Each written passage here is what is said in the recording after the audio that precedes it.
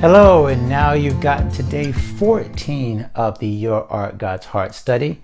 And today we're talking about the true nature of giving.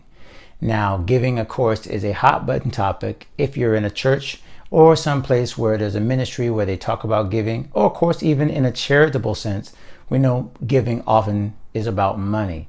But we're not talking much about money in this course. We're talking a lot more about the spirit of generosity.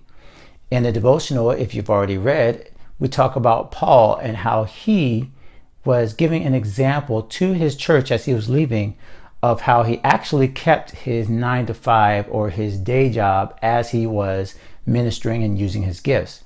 Paul was a tent maker in those days, and he makes it clear in his declarations to his church that they didn't have to support him, that he was supporting himself.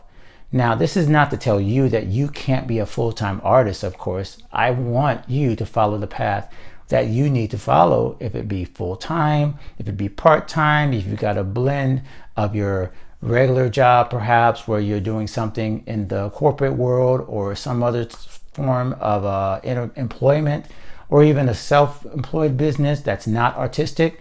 And then, of course, your artistic or your creative business, those things should be able to blend, and you can find your income in all sorts of ways.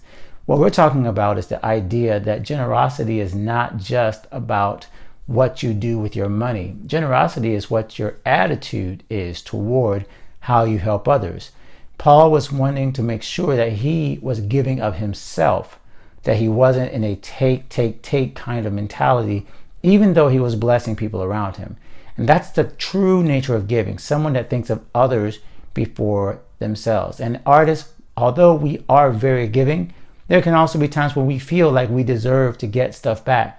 And the danger is to think that somebody else should be taking care of us versus us taking care of other people.